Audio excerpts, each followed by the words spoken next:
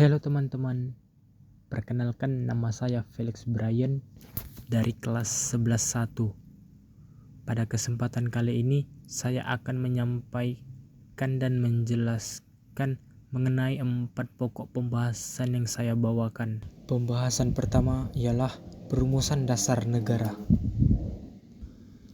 Sebelum Indonesia merdeka, Jepang membentuk sebuah badan bernama BPUPKI pada tanggal 29 April 1945. Tugas utamanya adalah mempersiapkan kemerdekaan Indonesia, salah satunya dengan merumuskan dasar negara. Sidang pertama BPUPKI dimulai tanggal 29 Mei sampai 1 Juni 1945. Dalam sidang itu, para tokoh bangsa menyampaikan usulan dasar negara Indonesia merdeka. Ada 3 tokoh penting yang menyampaikan pendapatnya, yaitu pertama, Muhammad Yamin pada tanggal 29 Mei. Ia menyampaikan 5 dasar negara dari sudut pandang sejarah, budaya, dan agama. 2. Soepomo pada tanggal 31 Mei. Ia berbicara tentang negara integralistik, yaitu negara yang menyatukan semua kekuatan rakyat. Yang ketiga, Ir Soekarno pada tanggal 1 Juni. Dalam pidatonya, beliau memperkenalkan istilah Pancasila sebagai dasar negara.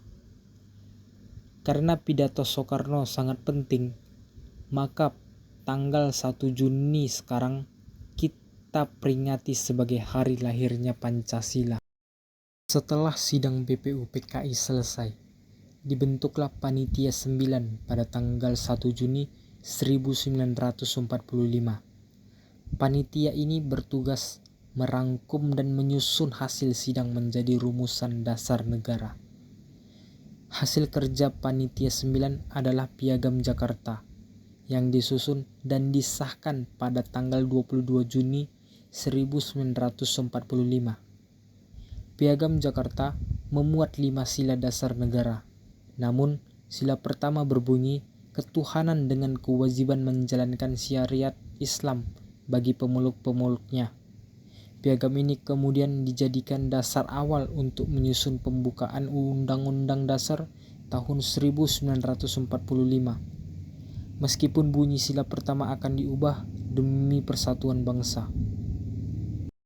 Pembahasan kedua adalah pengesahan dasar negara. Setelah Indonesia merdeka pada tanggal 17 Agustus 1945, keesokan harinya, pada tanggal 18 Agustus tahun 1945, dilaksanakan sidang PPKI. Dalam sidang itu, PPKI mengesahkan Undang-Undang Dasar tahun 1945, termasuk pembukaan yang berisi 5 sila Pancasila. Pancasila secara resmi ditetapkan sebagai dasar negara Indonesia dan ditulis dalam alinea keempat pembukaan Undang-Undang Dasar tahun 1945.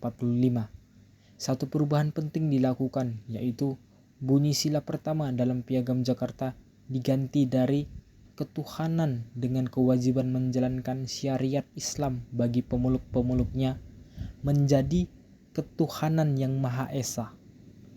Perubahan ini dilakukan demi menjaga persatuan dan kesatuan bangsa, agar dasar negara bisa diterima oleh semua golongan dan agama di Indonesia. Pembahasan yang ketiga adalah nilai-nilai luhur dalam perumusan dan pengesahan dasar negara. Dalam proses perumusan dan pengesahan dasar negara, para tokoh bangsa menunjukkan nilai-nilai luhur yang patut diteladani. Mereka saling menghargai pendapat, mendengarkan satu sama lain, dan tetap merendah hati meskipun memiliki ide-ide besar. Para tokoh juga menunjukkan kerja keras dan keberanian, tidak takut menyampaikan pendapat demi kepentingan bangsa. Mereka bahkan rela berkorban, seperti saat menyetujui perubahan isi Piagam Jakarta demi menjaga persatuan. Keputusan hasil rapat diterima dengan ikhlas, menunjukkan sikap menghormati, musyawarah, dan mengutamakan persatuan. Terakhir, mereka berkomitmen untuk melaksanakan keputusan bersama sebagai wujud tanggung jawab terhadap bangsa. Pembahasan keempat ialah dinamika dasar negara Pancasila. Setelah ditetapkan pada tanggal 18 Agustus tahun 1945, Pancasila tidak pernah berubah isinya. Namun, dalam perjalanannya, Pancasila mengalami dinamika dalam pengamalannya. Pada masa awal kemerdekaan, bangsa Indonesia menghadapi pemberontakan seperti PKI dan DI atau TI yang bertentangan dengan nilai-nilai Pancasila. Selama masa Orde Lama, terjadi penyimpangan terhadap Pancasila, sedangkan pada masa Orde Baru, Pancasila sering dijadikan alat kekuasaan, bukan sebagai nilai yang hidup di masyarakat. Baru pada masa reformasi, Pancasila kembali ditempatkan sesuai fungsinya, yaitu sebagai dasar negara dan pandangan hidup yang demokratis. Hingga kini, Pancasila tetap menjadi pedoman utama dalam kehidupan berbangsa dan bernegara, khususnya di era globalisasi dan perkembangan teknologi yang semakin cepat. Terakhir ialah kesimpulan.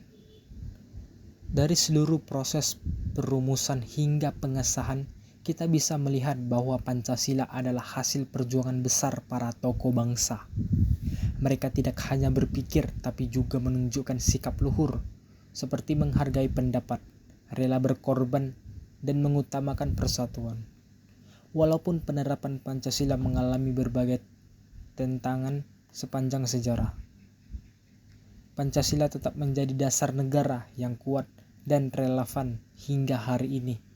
Maka dari itu, kita sebagai generasi penerus bangsa harus mengamalkan nilai-nilai Pancasila dalam kehidupan sehari-hari, agar Indonesia tetap utuh, adil, dan sejahtera. Demikianlah penjelasan yang dapat saya sampaikan tentang perumusan, pengesahan, serta nilai-nilai luhur dalam dasar negara Indonesia. Semoga apa yang saya sampaikan dapat menambah pemahaman dan semangat kita semua dalam mengamalkan Pancasila dalam kehidupan sehari-hari. Terima kasih atas perhatian dan waktunya teman-teman. Salam sejahtera untuk kita semua.